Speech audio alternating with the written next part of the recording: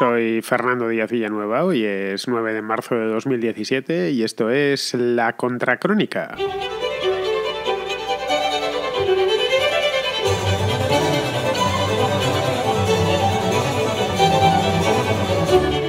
Este martes Wikileaks volvió al primer plano de la actualidad a cuenta de la publicación o de la liberación, tal vez deberíamos decir, porque a fin de cuentas lo que hace Wikileaks no tanto publica cosas, no es propiamente un periódico, sino que filtra, lo dice la palabra leak, filtra cosas que estaban ocultas, es decir, las libera y las pone en el dominio público. Pues bien, como decía al principio, ha vuelto a estar de nuevo presente en los periódicos, en las primeras planas, gracias a la filtración o al anuncio de la filtración de miles de documentos que atribuye a la CIA, a la Agencia de Inteligencia Estadounidense. Bien, estos documentos, de confirmarse como auténticos, cosa que no ha sucedido todavía, significarán, es decir, en el caso de que sean auténticos, eso no lo sabremos realmente nunca, que la inteligencia estadounidense, la inteligencia norteamericana, es capaz de entrar en ordenadores, en portátiles, en teléfonos móviles, en televisores, es decir, en cualquier cosa que se conecte a Internet y que tenga un micrófono, pues entrar en ellos, apoderarse de ese micrófono y poder espiar a los usuarios. Es decir, todo lo que tengáis que tenga un micrófono, que disponga de un micrófono, que es casi todo, y por hoy hasta los auriculares que utilizamos ya llevan instalado un micrófono para que podamos hablar por Skype. Pues cualquier cosa que se conecte a Internet y que además lleve un micrófono, con este software especial, ¿no? Estos documentos que va a filtrar Wikileaks, pues se pondrían al servicio de la CIA. Como veis, es algo propio de una película de estas de Jason Bourne, pero que al parecer es perfectamente factible desde el punto de vista técnico.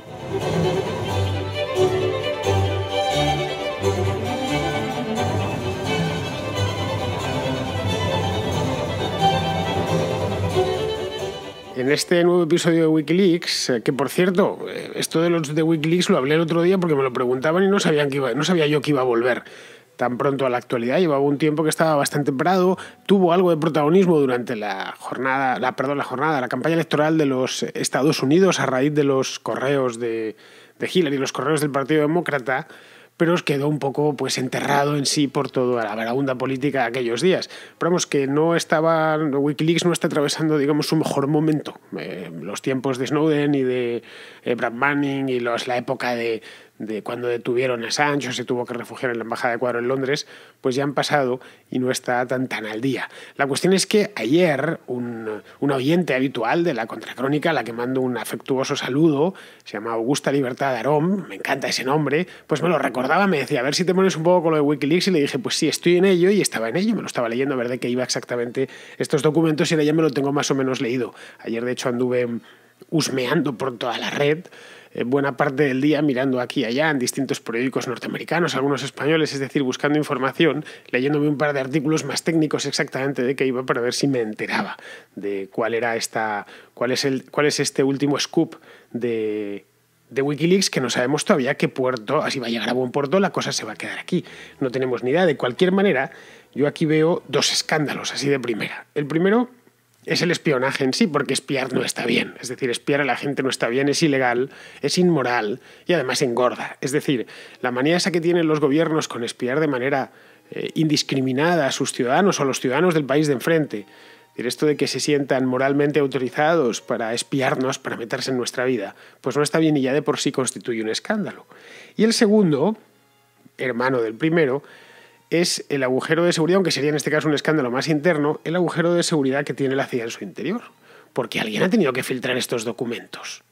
O no los han filtrado, simplemente los han hackeado desde fuera, pero significa que son muy hábiles para meterse en el teléfono móvil de los demás, pero no son muy hábiles para impedir que un hacker entre en sus propios sistemas. En principio, nada que no sepamos. La CIA no deja de ser una agencia de inteligencia dependiente del Estado. Es decir, es una inteligencia estatal, y eso de inteligencia estatal, ya cuando lo decimos, yo por lo menos cuando lo escucho, básicamente es como cuando digo lo de música militar, ¿no? Es un oxímoron, no puede ser. Inteligencia, Estado e inteligencia, el Estado pega bien con maldad, con violencia, con propaganda, con corrupción, pero con inteligencia poco. Bueno, la cosa es que cuenta Wikileaks que esta es la mayor filtración de documentos de toda la historia de la CIA. Y me lo creo, porque tampoco es que si miramos en la historia de la CIA, que no es una organización tan antigua, no es tan antigua como los Estados Unidos, es algo del siglo XX, pues es la mayor de su historia. Es la primera vez que les hacen un roto como este. O no la primera vez, pero sí la vez que les han hecho el roto más grande. Al parecer, sin comerlo ni beberlo, estos señores pues han perdido el control de la mayoría de su arsenal de hackeo, de hacking, es decir, de estos programas, los virus, los troyanos y todas estas cosas que colocan a los enemigos del Estado, supuestamente, claro. Bueno, ya sabéis, todo el utillaje este que utilizan los hackers y que la agencia emplea para sus casos y para sus historias. Pues bien, se los han intervenido, ya sea desde fuera o ya sea desde dentro. Eso es lo que no podemos conocer. En este caso no tenemos ningún Brad Manning para saber si hay alguien dentro de la CIA que lo ha pasado. La filtración en cuestión sería, tengo el número exacto, son 8.761 documentos y archivos que provienen de una red de alta seguridad que la CIA tiene en Virginia, en el cuartel general de Langley, separada, por supuesto, y supuestamente blindada para que nadie pueda sortearla. Evidentemente la han sorteado, ya sea desde dentro o desde fuera. Este cuartel general de Langley lo hemos visto todos, porque salen prácticamente todas las películas de espionaje, en muchísimas películas de acciones de los edificios, y cuidado que es feo, pero es de los edificios más famosos del mundo. Bien, estos archivos, estos 8.761 archivos, no sé si todos o una o parte de ellos solo, servirían para saltar los teléfonos y los ordenadores por detrás. Es decir, está uno tranquilamente con su Samsung Galaxy recién comprado, encantado, jugando al Clash Royale, y lo que no sabe es que todo lo que está diciendo en ese momento le está diciendo a su mujer, lo está escuchando la CIA, porque lo que ha hecho la CIA es apoderarse del micrófono. Probablemente la conversación que tengamos con nuestros allegados más cercanos mientras jugamos al Clash Royale o a cualquier juego de estos del móvil o mientras estamos tuiteando algo sea una conversación aburrida. Pero vamos, es nuestra conversación y no debe escucharla nadie más que nuestros interlocutores de ese momento. Claro, y además esto me da pie a pensar otra cosa. Una vez ya están dentro, porque han entrado para apoderarse del micrófono y espiarnos y saber exactamente lo que estamos hablando y con quién lo estamos hablando, pues ya se pueden quedar dentro, ¿no? Ya han entrado a fin de cuentas. Y se pueden apropiar pues, de otros programas como la infinidad de aplicaciones que tenemos ahora en los teléfonos móviles. Y un montón de ellas guardamos información sensible. Qué sé yo, el WhatsApp, el Telegram. Hay un montón de aplicaciones en los que tenemos depositada un montón de información y a través de las cuales transmitimos información muy confidencial, extremadamente confidencial, que va dirigida, es decir, que no toleraríamos que viese, qué sé yo, que viese nuestro marido o nuestra mujer, pues no quiero ni pensar que lo pudiese ver un espía del gobierno. Resumiendo, que no tenemos vida privada más allá de nuestra alcoba, en una palabra.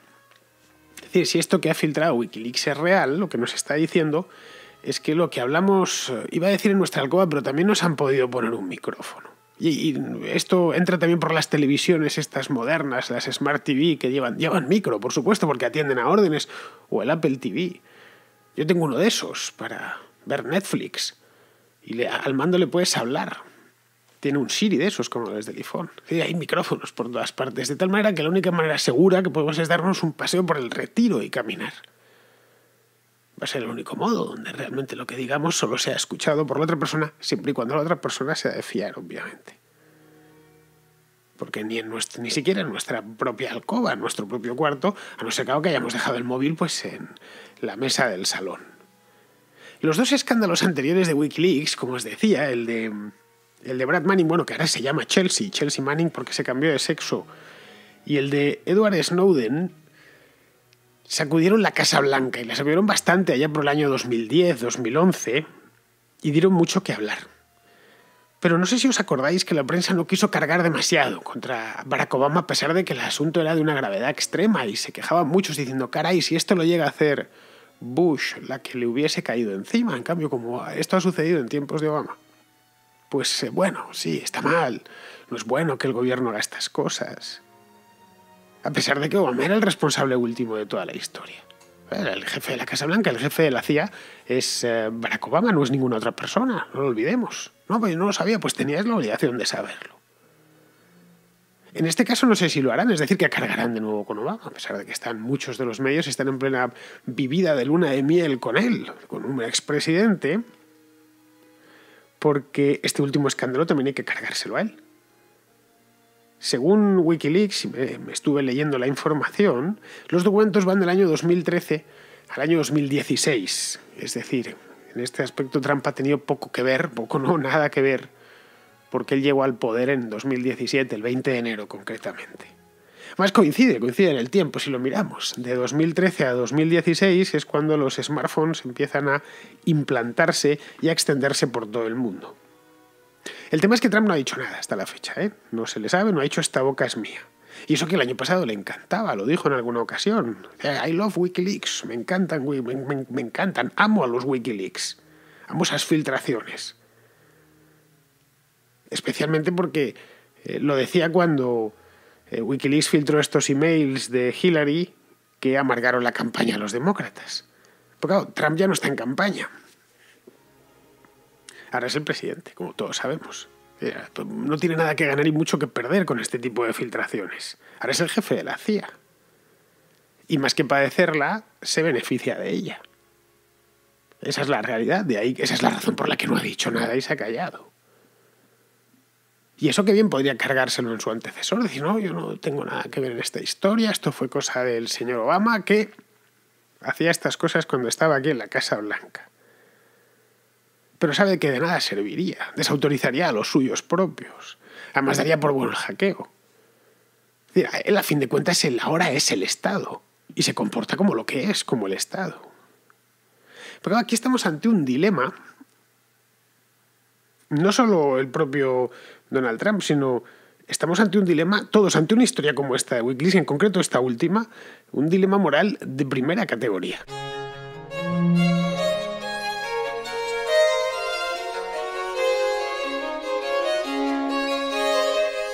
Y digo que es de primera categoría por lo siguiente. A ver, me explico. Vamos a ver cómo lo elaboro. Bien. Hackear a la CIA para sacar información es inmoral. Vamos, hackear a la CIA o hackear a cualquiera es inmoral, bueno, y además es ilegal. Es decir, no está bien entrar en un sistema informático. Es como entrar en casa de alguien y robarle algo. Como pasar a casa del vecino, encender su computadora y ponerse a mirar qué es lo que ha escrito en Facebook. Eso es ilegal y además es inmoral hacerlo. Como es inmoral a alguien mirar su teléfono móvil. Que no deja de ser un hackeo, ¿no? A fin de cuentas, muy de baja tecnología, ¿no? Pero no deja de ser un hackeo, es lo mismo. Bueno, aprovechar que alguien está despistado, agarrarle el iPhone y ponerse a mirar exactamente con quién se cartea. Bueno, eso está mal, ya sea a nuestro vecino o a la propia CIA. Pero claro, si esa información en concreto para la que se ha entrado a por ella, es decir, vulnerando los principios morales y vulnerando el articulado de la ley,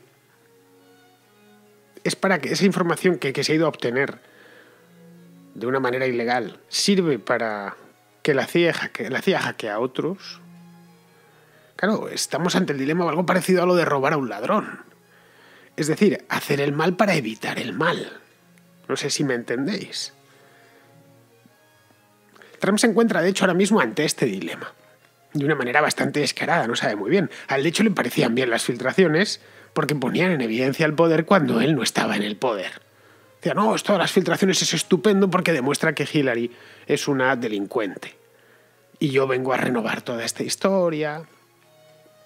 Conmigo no van a pasar estas cosas. Es imposible porque yo vengo aquí a inyectar sangre fresca y sobre todo aire fresco al gobierno. Pero claro, ahora que es el poder ya no le pueden parecer tan bien, porque el poder es mucho más que él. Es mucho más que el despacho oval. El Estado es muchísimo más que eso. En Estados Unidos son, de hecho, millones de personas, y si no millones, sí cientos de miles de personas que orbitan en torno a la presidencia y al poder ejecutivo. A mí, de cualquier manera, lo que piense Trump o lo que piense el poderoso en sí me da un poco igual. Los dilemas ante los que se encuentren, me limito a verlos y a describirlos, claro. La cuestión está, para la gente común y corriente, como todos nosotros, en saber si es bueno que se filtren cosas de los gobiernos. Vamos, cosas, es decir, sus trapos sucios. Quiere decir lo que los gobiernos se encargan de que nosotros no sepamos. Yo personalmente creo que es bueno. Eso, no comparto aquello que se decía, recuerdo, en los años 80 en España, ¿no? Cuando lo del GAL, que se hizo la guerra sucia contra la ETA, Aquello de al Estado hay que defenderlo desde las cloacas. Creo que lo decía, no sé si Felipe González. Al Estado a veces hay que defenderlo desde las cloacas. Eso es de un maquiavelismo repugnante. Al Estado no hay que defenderlo desde las cloacas. No, pues que entonces se puede defender, pues que no se defienda. Pero no desde las cloacas, porque desde esa cloaca lo mismo va a defender al Estado que te va a atacar a ti. Eso de defender al Estado desde las cloacas es propio de socialistas y de neoconservadores, que están encantadísimos con estas cosas. No, cualquier cosa vale con tal de que el Estado se defienda. Bueno, cualquier cosa no, siempre te sacan lo mismo, no es la seguridad nacional. El cuento de la seguridad nacional lo conocemos bien. No, esto es para la seguridad nacional. Que en realidad no es seguridad nacional, es seguridad estatal. Siempre que hablan de seguridad nacional están hablando de la seguridad del Estado. A veces incluso son sinceros y lo dicen abiertamente. La policía política en Cuba se llama seguridad del Estado, la llaman así, bueno, como Stasi, ¿no? Staatssicherheit.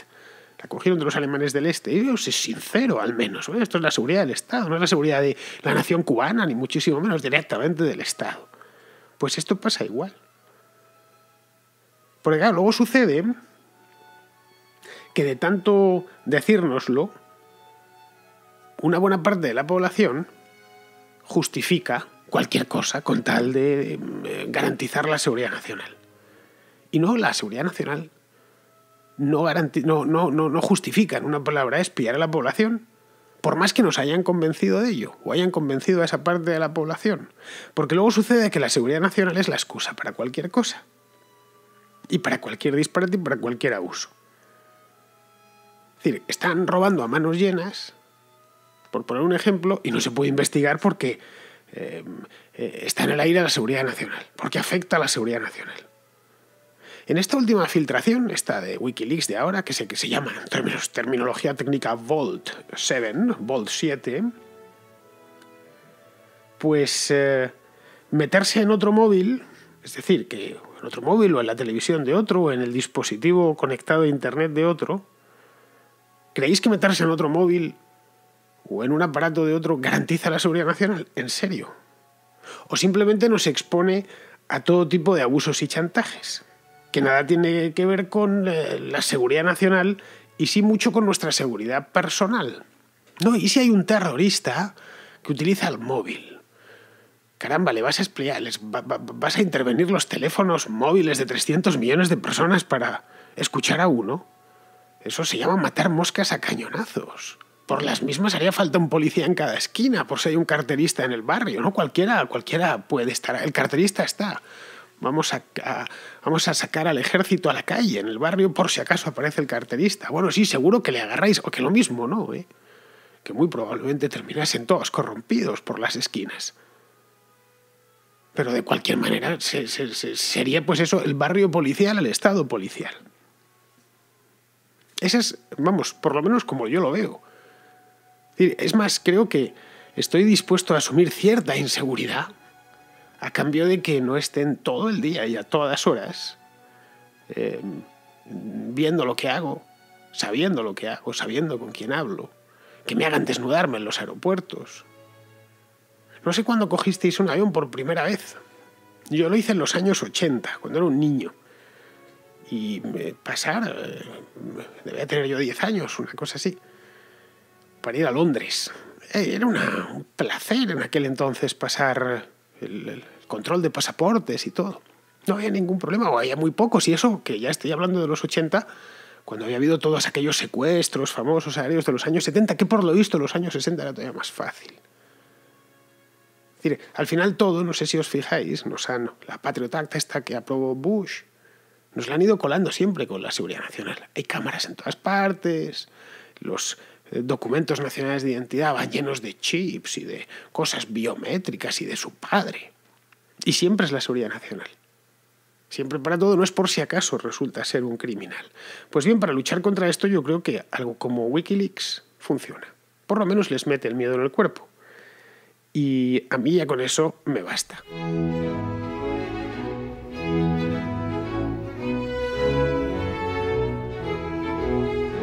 Tengo a Miguel de Sevilla, que es aficionado a la historia. Muy bien, Miguel. Yo también soy aficionado a la historia. Y me hace una sugerencia sobre la Contra-Idem. Me gustaría que hicieras un programa sobre Perón y el peronismo y otro sobre Nicaragua, la revolución sandinista de ayer a hoy, y qué piensas sobre la deriva autoritaria que ha tomado el gobierno de Daniel Ortega en Nicaragua en los últimos años. Pues mira, Miguel, no es mal tema este de hacer una contrahistoria sobre la Nicaragua sandinista. Le veo dos problemas. El primero es que es demasiado reciente, porque la Nicaragua sandinista todavía no ha terminado. Puedo pensar en hacer algo sobre la revolución sandinista del 79, eso sí. La guerrilla sandinista, que tuvo un principio, fue un proceso que empezó y terminó hace ya más 40 años.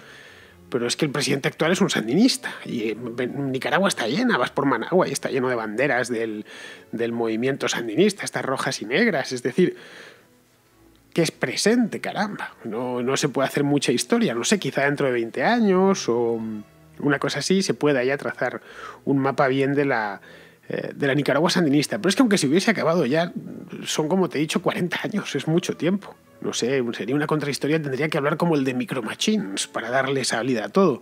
Estas cosas tan largas, si quieres ser hecho algunos de procesos más largos, esa que hice de las universidades medievales, lo de los cátaros, que fueron procesos largos, pues están muy lejanos en el tiempo y me fui exclusivamente a lo esencial. Pero vamos, ese es el problema que le veo. Respecto ya, viniéndonos al presente, respecto al giro autoritario este que hablas de Daniel Ortega, pues yo personalmente creo que no hay tal giro. Daniel Ortega fue siempre un autoritario. Lo fue en su primer mandato, que fue del 79 al 90, cuando fue presidente por primera vez. Bueno, al principio no fue presidente, fue no sé qué, jefe del Comité de Reconstrucción Nacional, y luego ya, creo que a partir del 85 es cuando fue presidente, como en el segundo, que es desde 2007, 10 años ya. De hecho, fue en enero de 2007 cuando tomó posesión. Daniel Ortega en su segundo mandato ya, un hombre ya de 60 y tantos años. Lo que se ha cambiado en estos últimos, entre el primer mandato y el segundo, el primer Daniel Ortega y el segundo Daniel Ortega, lo que se ha cambiado es su estilo, que en la última etapa es algo, digamos, psicotrópico. No sé, quizá por influencia de su mujer y vicepresidenta ahora mismo, se llama Rosario Murillo.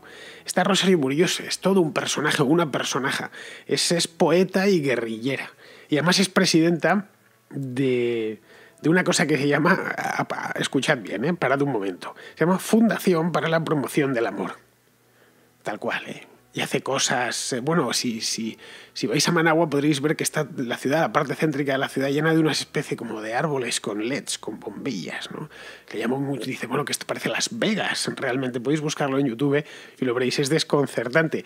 Esta le llamó a su hija, la primera de sus hijas, no hija de Daniel Ortega, esta creo que se había casado 2 o 3 veces antes de terminar casándose con Ortega, le puso Zoila América, SIC. Es decir, así se quedó tan a gusto después de llamar a la niña así. Bueno, pues años después el padrastro, es decir, Daniel Ortega, abusó de ella, al parecer. No llegó a ser juzgado porque ya era expresidente cuando salió este escándalo. Pero vamos, que había abusado de ella desde que tenía 11 años. Fue un escándalo muy sonado en Nicaragua, era 15 años, una cosa así. De cualquier modo, Nicaragua es un país extraordinario. Todo tiende al realismo mágico y a cierto encantamiento tropical, sí, hasta los tiranos. A otro oyente, esta vez de Valencia, Lluís se llama, también le gusta la historia, le gusta también la contrahistoria, porque me deja esta nota a cuenta de la penúltima contrahistoria, y para hacer una serie de precisiones, en concreto sobre la contrahistoria que hice de Berwick. Y me quiere hacer las precisiones más que sobre Berwick, sobre la batalla de Almansa y la guerra de sucesión. Y en cuanto a Almansa como mito del nacionalismo valenciano, pues no. En todo caso será un mito valenciano a secas.